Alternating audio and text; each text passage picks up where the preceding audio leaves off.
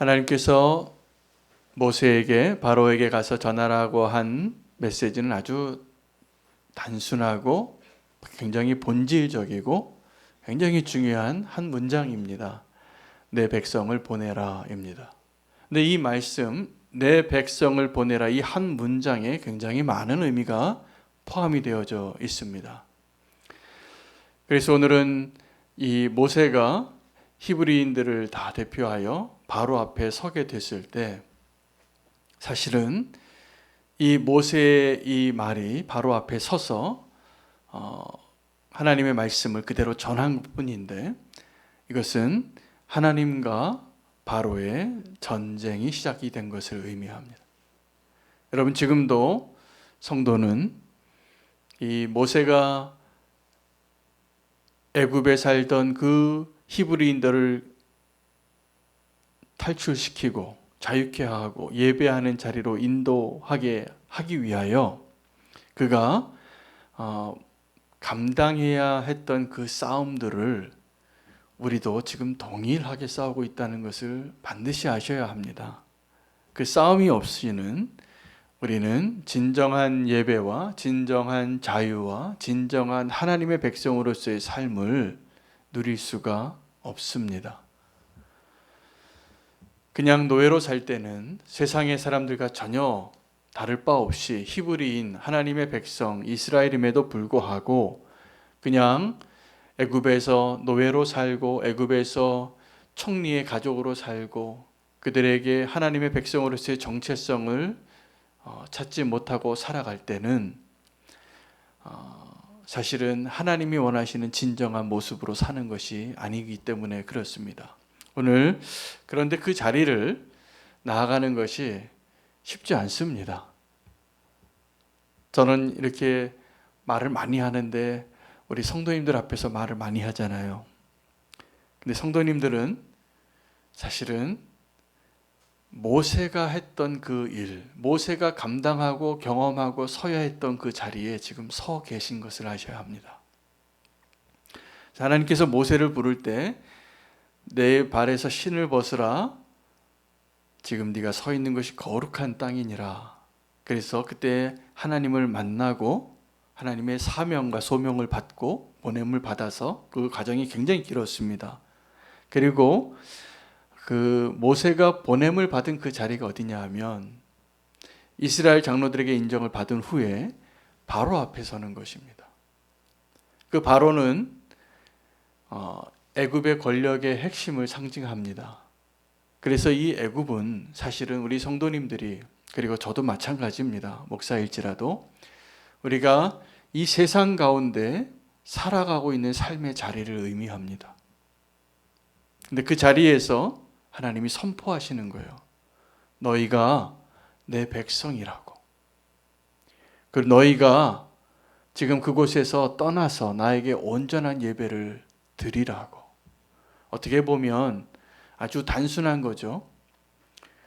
그냥 사흘길 가서 예배 한번 드리고 오겠다는데 이게 안 됩니다. 왠지 아십니까? 바로에게 있어서 이 히브리인들은 자기 노예예요. 내 소유예요. 근데 하나님은 뭐라고 말씀하시냐면 내 소유인 이 백성들을 Let my people go 이렇게 말하는 거예요. 내 백성을 가게 하라고. 내게 오게 하라고. 근데 이 일을 이루기 위하여 지금 모세가 경험하는 그 모든 일들을 오늘 우리 한번 생각해 볼 필요가 있습니다. 그리고 아주 중요한 한 문장 외에 또 하나의 문장이 있는데 모세가 전한 메시지가 바로 앞에서 내 백성을 보내라.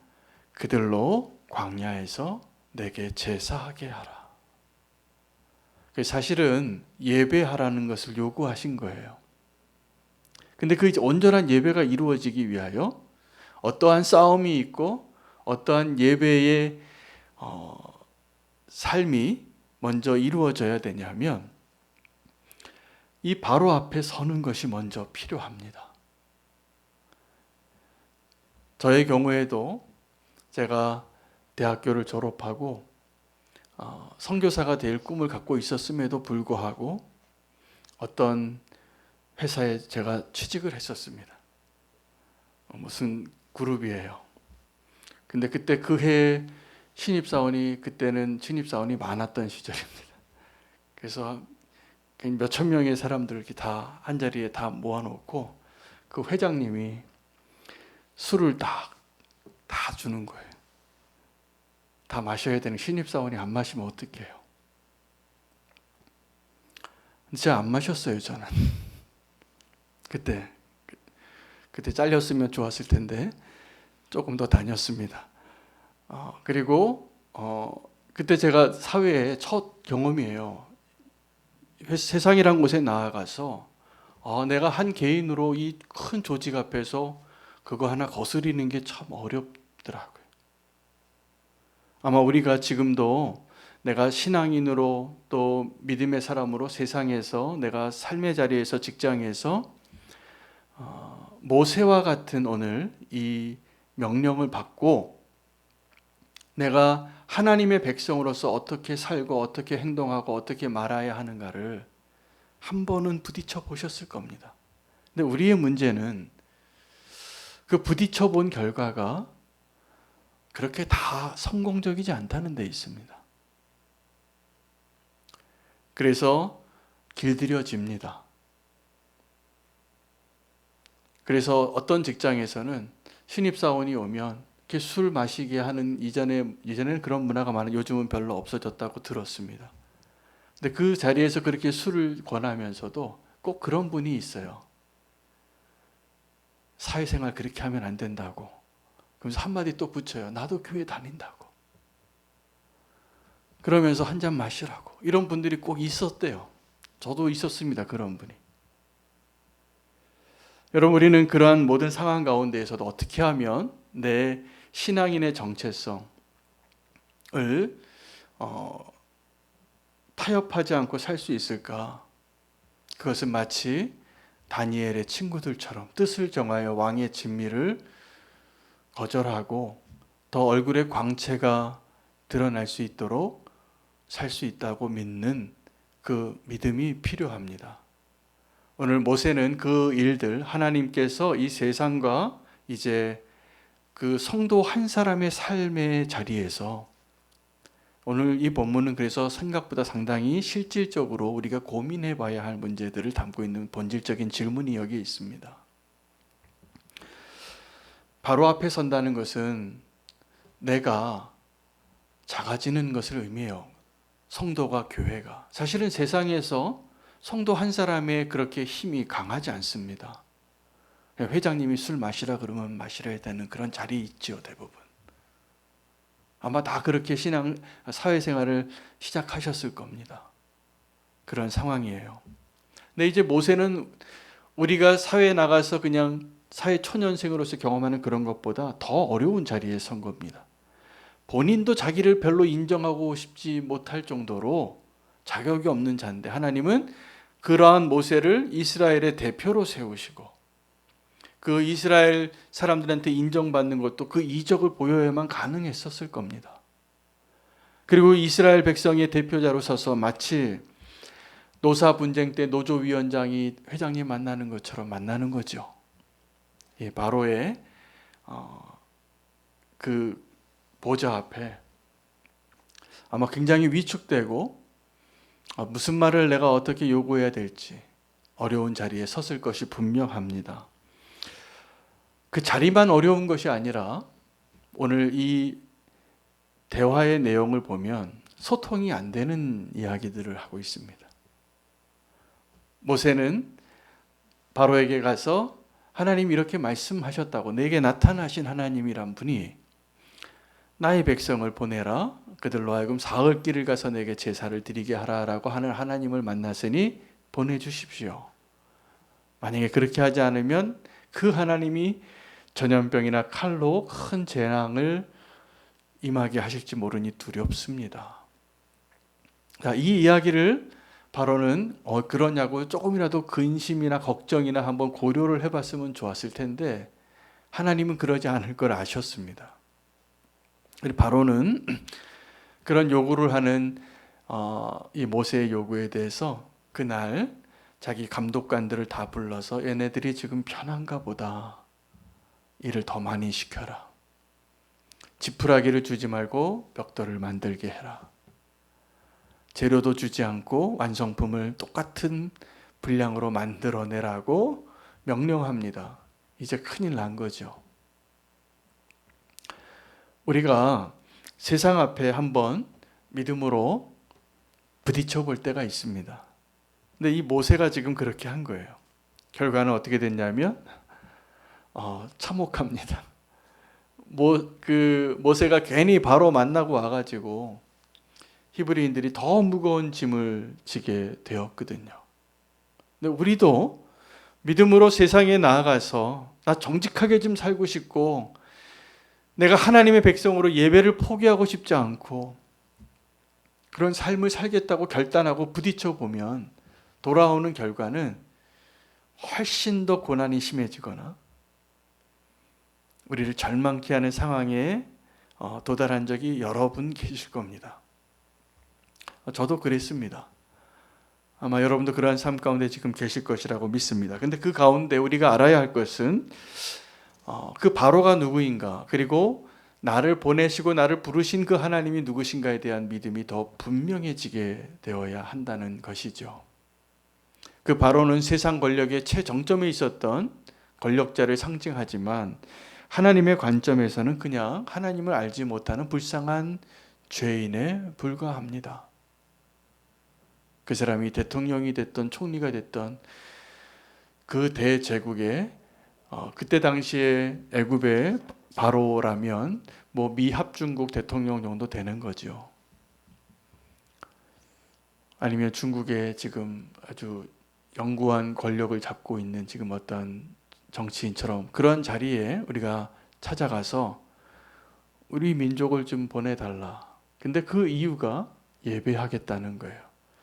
여러분, 우리가 세상과 소통하려고 할 때 이런 모습을 종종 만납니다. 우리가 사용하는 언어와 가치와 세상이 사용하는 언어와 가치가 너무 달라요. 바로의 입장에서는 그 히브리 민족이 예배하겠다는 그 말은 어떻게 해석이 됐냐 하면 편하구나, 너희가. 일을 좀 더 해야 되겠구나. 이렇게 전달이 되는 거예요. 근데 그때 우리는 어떠한 위치에 있냐면 약자의 위치에 있는 것이죠. 여러분, 약자의 위치에 있을 때에도 우리가 뜻을 정하여 하나님의 명령을 온전히 지킬 수 있는 다니엘과 같은 사람으로 살 수 있을 때 하나님이 드러나게 되는 것입니다. 근데 우리는 그 싸움에서 그렇게 승리하는 것이 쉽지 않다는 것도 알게 됩니다. 오늘 그 하나님이 모세를 통하여서 이 바로에게 전한 그 메시지는 명령이었습니다. 사실은 모세가 하나님을 만나지 않고 모세가 바로를 만나지 않았다면 그 이스라엘 민족은 아주 힘겨운 나날이긴 하지만 그래도 그것에 익숙해져서 그래도 먹고 사는 일에는 어려움이 없었을 겁니다. 좀 노예니까 힘들어졌겠죠. 그들의 또 인구가 늘어나고 위협적인 존재가 됐기 때문에 모세가 태어날 때부터 80년 전부터 그들은 죽여야만 하는, 남자아이가 태어나면 죽이라는 명령을 받는 그 두려움의 대상이 되기도 했던 것이죠. 하나님께서 모세를 보낸 것은, 또 모세를 통하여서 전한 메시지는 선전포고입니다. 하나님이 이제 전쟁을 시작하신 거예요. 여러분, 전쟁을 시작하는 방법이 두 가지가 있는데요. 하나는 선전포고를 하는 방법과 또 하나는 기습 공격을 하는 겁니다. 매복해 있다가. 근데 이 선전포고라는 방법이 유리한 때는 언제냐면 내가 적군보다 힘이 강할 때예요. 내가 적군보다 힘이 강할 때는 선전포고하면 알아서 항복할 수도 있거든요. 그렇지 않을까요? 내가 힘이 센데 내가 이제 당신들과 선전포고에 싸움을 하겠다 그러면 알아서 계산해보고 백기를 들거나 성문을 여는 일이 있을 수 있기 때문입니다. 아주 효과적인 싸움의 방법입니다. 언제요? 내가 힘이 셀 때. 또 하나의 방법은 내가 힘이 약할 때 효과적인 방법입니다. 매복을 하고 있다가 기습을 하는 거죠. 그것은 내가 적군보다 힘이 약할 때 전쟁을 일으키기에 아주 좋은 방법입니다. 그들을 교만하게 하고 나태하고 하고 안전하게 했다가 기습 공격을 하는 것이죠. 자, 근데 하나님께서 지금 세상과 전쟁을 시작하실 때 어떤 방법을 쓰셨는가예요. 이 모세를 보내서, 모세는 이 나이 많은 늙은이가 지팡이 의지하고 걸을 수 있는 사람이 자기 자신도 자기를 잘 인정하지 못하고 이스라엘 백성도 그 사람 인정하기 위해서 당신 누구냐 물어봤어야 할 그러한 존재, 잊혀진 존재였고, 근데 그 사람이 가서 선전포고를 하는 겁니다. 논리에 맞지 않죠. 그래서 모세는 이제 그 뒷감당을 못할 그 어려움을 겪게 되는데, 싸움의 시작의 이 이론만 봐도 하나님께서 선전포고를 하신 이유가 있는 겁니다. 무슨 의미일까요? 하나님이 훨씬 강하신 분인 거예요. 그래서 네가 거역할 걸 아는데 네가 거역하면 이러한 심판을 받을 것이다. 그것이 하나님이 그 다음 전쟁의 본 전쟁의 하나님의 계획이죠. 여러분, 정말 하나님께서 기습 공격을 한 적이 있는데 언제냐 하면 십자가의 사건입니다. 그리고 모세를 사용하신 것 자체가 그러한 의미이기도 합니다. 모세를 사용한 것은 바로 입장에서는 마치 골리앗이 다윗을 바라보듯이 네가 도대체 뭐길래, 그리고 너무 하찮은 존재로 얼마든지 무시하고 자기의 완고한 마음을 바꾸지 않을 만한 충분한 상대인 것이죠. 십자가는 어떻습니까? 예수님은 너무나 연약한 모습으로 사람들의 손에 고통당하시고 저항 한번 하지 않으시고 변명 한번 하지 않으시고 죽임을 당하셨는데, 그 예수님의 연약한 모습이 위대한 반전의 전초전이에요. 그리고 죽임 당하시고 하나님 아버지까지도 하나님의 저주를 쏟아놓을 대상으로 그렇게 버림받으신 가운데 죽음의 권세를 파하고 대역전을 일으키신 거예요. 그게 부활이에요. 그것이 예수 그리스도의 진정한 능력입니다. 그 예수 그리스도의 능력 때문에 우리가 사망 권세에 더 이상 두려워하지 아니하고 이 세상의 바로 앞에서도 우리가 기죽지 않고, 그 사람이 미합중국 대통령이라 할지라도 내가 하나님의 사람으로서 살아내는 그 가치관으로 견고하게 서 있는 사람은 이 세상의 관점으로 비교할 수 없는 가치관으로 살게 되는 것입니다. 저는 청년 시절에 예수님 만났던 아주 저에게는 소중한 만남, 멘토가 되셨던 한 분, 짧은 만남이었는데도 그 대천독 신부님과의 만남이 저의 삶에 굉장히 많은 영향을 끼쳤습니다. 그 대천독 신부님이 그 산골짜기에서 매일 기도하고 노동하고 그 소규모의 사람들하고 이렇게 맨날 그 별로 진전이 없는 영적인 생활을 하시면서 기도하셨어요. 근데 그분이 이제 조금 알려지기 시작할 때, 그때 당시에 청와대에서 나라를 위한 기도에 대통령 초청 조찬 기도에 초청을 받고 이분이 뭐라고 대답을 하셨냐 하면 제가 선약이 있어서 못 간다고 비서실장한테 대답을 하셨어요. 근데 그 선약이 뭐냐 하면 주님과 기도하는 시간이에요.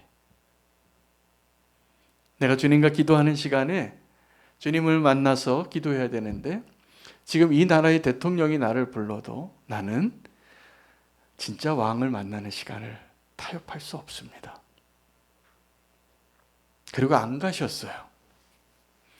여러분, 우리가 세상을 바라보는 믿음의 태도와 가치관이 이 정도는 돼야 됩니다. 내가 하나님 앞에서 어떠한 만남으로 어떻게 하나님을 대하는가를 생각할 때, 여러분 지금 우리가 한국교회를 기도할 때 참 안타까운 것은 한국교회의 지도자들이 이 나라의 모든 역사의 굴곡 가운데 정말 기독교인으로서 종교의 지도자들로서 나라의 지도자에게 해야 할 정말 충고를 해야 할 자리에서 그러지 못하신 적이 많았어요. 그래서 바로 앞에 선다고 하니까 우리의 양심과 신앙적인 기준에 거슬르는 결정도 얼마든지 할 수 있는 거예요.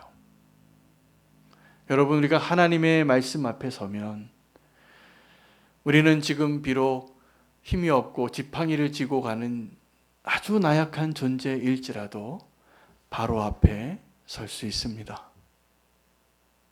바로 앞에 서게 하실 겁니다. 그렇게 설 수 있는 자가 되어야 합니다.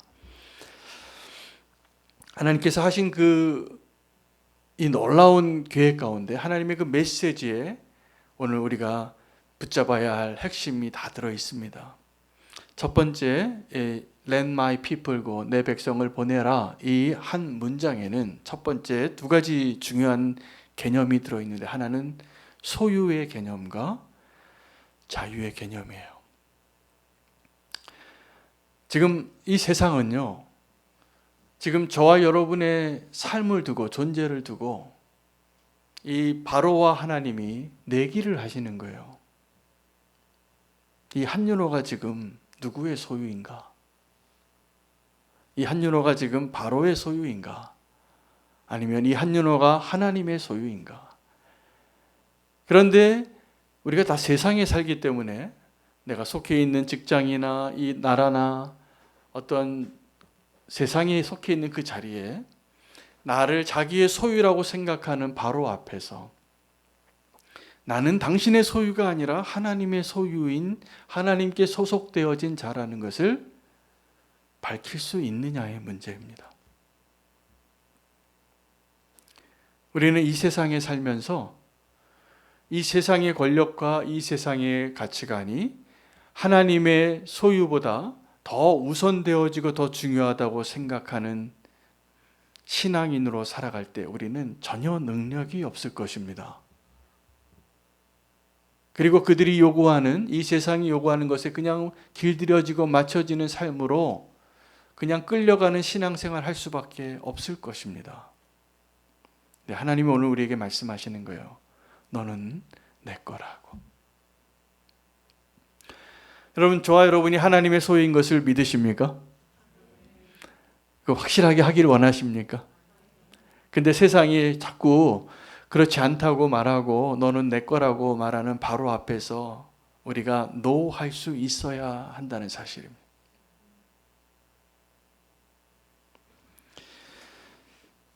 라반이 야곱이 자기의 집에서 독립해서 떠나는 날 밤에 야반 도주를 했습니다. 쫓아가서 보니까 그때 라반이 한 이야기가 있어요. 지금 내가 보니까 이 양도 내 거고 염소도 내 거고 내 딸들도 내 딸이고 이 자녀들도 다 내 손자인데,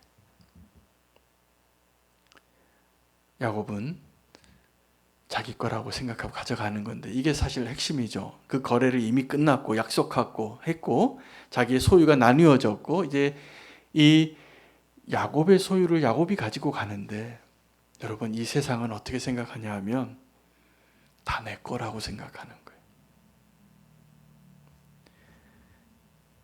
그때 우리는 정말 내가 누구의 소유이고 내가 소유한 것이 누구에게 속하 있는 것인지를 분명히 해야 합니다. 예수님을 시험하려고 했던 자들이 성전세를 바치게 할 때 바리새인들이 이 예수님을 칭찬해요. 선생님이여라고 말하면서. 그리고 이 성전세를 내야 하는지 안 내야 되는지를 질문해요. 목적은 다른 게 아니에요. 이 예수를 따르는 이 일당이 로마 제국에 순응하는 자인지 아니면 정말 그들을 거스르는 자인지. 순응하면 이제 또 순응하는 대로 그대로 이제 별로 두려운 존재가 아닐 것이고, 그걸 거스른다면 로마 제국의 반역 죄인으로 고소할 수가 있거든요. 예수님이 그때 뭐라고 말씀하셨는지 우리는 다 압니다.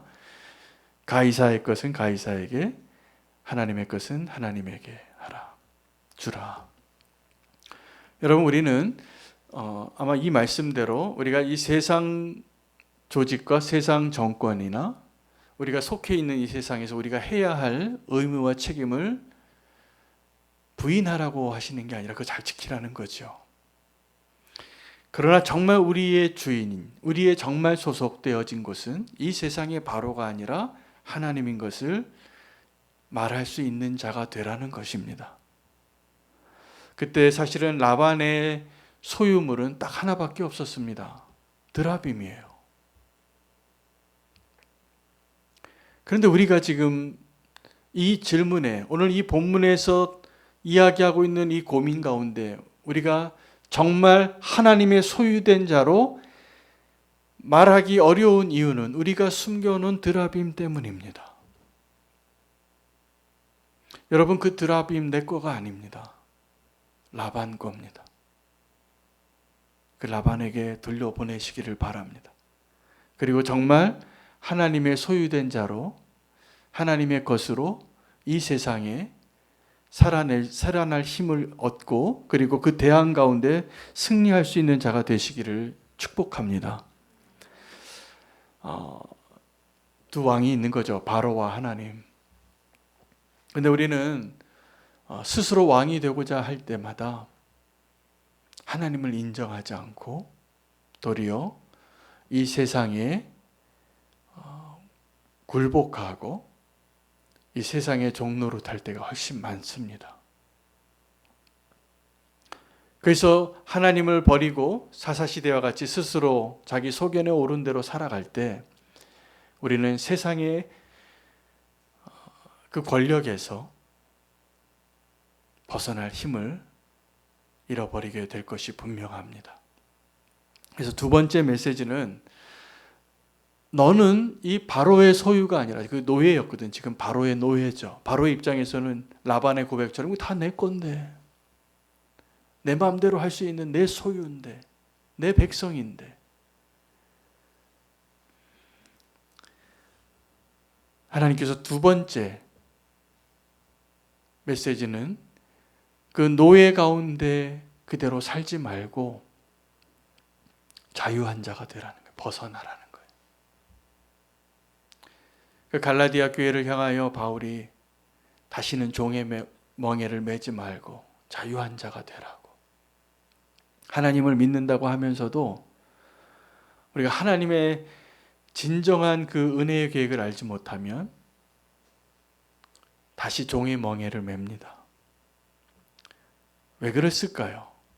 우리가 그 멍에를 매는 일에 아주 익숙한 노예들이기 때문입니다. 하나님을 대할 때도 그래서 자유한 자로 하나님을 대하는 것이 아니라 노예같이 하나님을 대하는 데 익숙해져 가는 거예요. 자꾸 하나님께 혼나는 줄 알아요.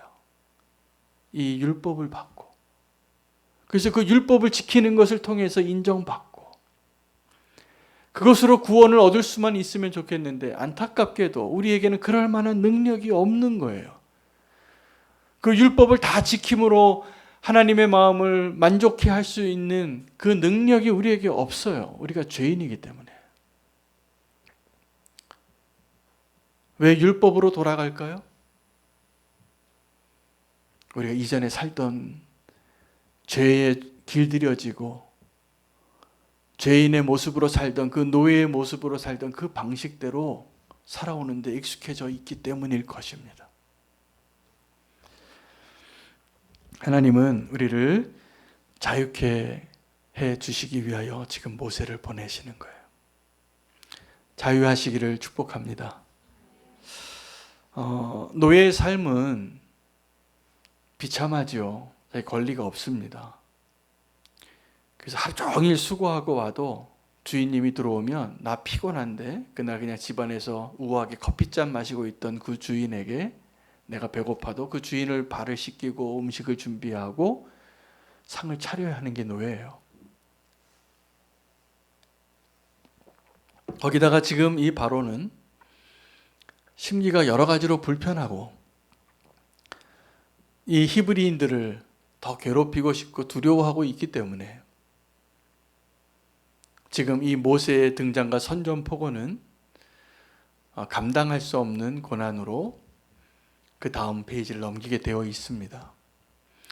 여러분, 하나님께서 이전에 세상의 노예, 죄의 노예로 살고 있던 저희의 모습 가운데 가장 안타까워하는 모습은 그 죄에 길들여지고 죄의 무거운 짐 때문에 신음하는 것 가운데 어떤 게 더 하나님이 안타까워하시냐 하면 죄의 무게로 노예와 같은 그 무거운 짐을 지고 살아가야 하는 그 삶의 고난, 그 고난 때문에 그것이 안타까워서 안타까워하시는 것보다 우리가 그 무거운 짐에 길들여져서 벗어나지 못하는 것 때문에 더 안타까워하십니다. 그래서 모세를 보내시는 거예요. 이제 나와서 내게 정말 예배하는 자가 되라고. 여러분, 우리가 하나님을 우리의 왕으로 인정하고 하나님께 예배하는 삶을 살려고 결단을 한번 해보세요. 세상이 가만히 있지 않습니다. 아마 경험하지 못한 어려움을 분명히 경험하실 거라고 생각해요. 영적으로 생각하면 너무나 당연한 거예요. 여러분, 그냥 모양만 그리스도인들은요, 원수가, 사탄이, 이 세상의 권세들이 별로 신경도 쓰지 않아요. 그냥 내버려둬도 능력도 없는 그리스도인이에요. 그러나 내가 이제 오늘부터 정말 결단해서 믿음으로 살려고 하고 하나님을 나의 왕으로 인정하고 살려고 하면 가만히 놔두지 않을 겁니다. 그때 우리가 그것을 두려워하여 다시 길들여지는 자가 되지 않으시기를 축복합니다. 하나님의 능력이 더 크시기 때문에 바로에게 선전포고하시고, 그리고 그 바로는 하나님의 권능의 강한 손을 보고 그 완악한 마음을 포기할 수밖에 없는, 힘과 힘의 대결에서도 하나님은 지금 강공법을 쓰시는 거예요. 여러분, 노예로 사는 자는 길들여진 자를 의미합니다. 우리가 다 그렇게 살았습니다. 이제 그것을 좀 벗어날 수 있는 오늘 이 저녁 됐으면 좋겠습니다. 군대에 있을 때 아니면 단체 생활할 때 교관이나 선생님들이 이제 그 많은 군중을 통솔하기 위해서 사용하는 방식이 있어요. 누가 한 명 잘못하면 시범 케이스를 보여주는 거. 까불지 말라고. 이렇게 된다고. 여러분, 북한에서 그 독재 정권이, 그 김정은이 자기 정권을 잡아가는 과정에서 자기 아버지 같은 삼촌도 숙청해요. 그건 본보기예요. 내 정권에 도전하면 이렇게 된다고. 세상은 지금도 우리를 그렇게 보여주고 이렇게 얘기합니다. 까불지 말라고. 여러분, 우리가 정말 이 세상의 권세 앞에 길들여지지 않을 믿음이 있으십니까? 이 세상의 최고 권력자가 나를 불러도 불쌍한 죄인이라고 여길 수 있는 그 마음이 있으십니까? 내가 하나님 앞에 온전히 섰음을 믿고 내가 하나님의 소유이고 하나님 앞에 진정한 자유자로서. 여러분, 오늘 이 모세에게 전하라고 했던 이 메시지의 진짜 핵심은 예배에 있더라고요.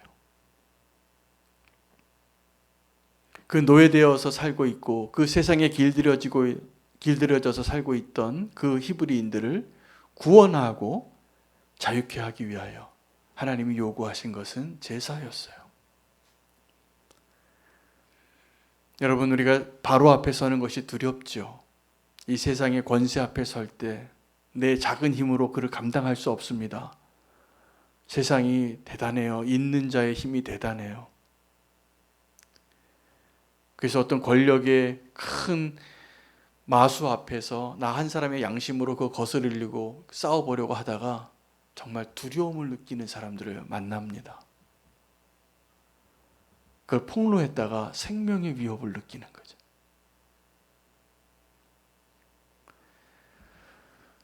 여러분, 그러나 오늘 주님이 우리에게 말씀하시는 것은 이 세상에 길들여진 노예로 그냥 살지 말라는 것입니다. 믿음이 그것을 가능하게 합니다. 그리고 그 믿음이 있을 때 세상이 우리를 감당할 수 없는 자로 여기게 될 것입니다. 믿으시나요? 세상이 감당할 수 없는 믿음이라고 히브리서를 이렇게 고백합니다. 믿음의 사람들의 삶을. 우리에게 정말 믿음이 있다면 내 주인이 누구이고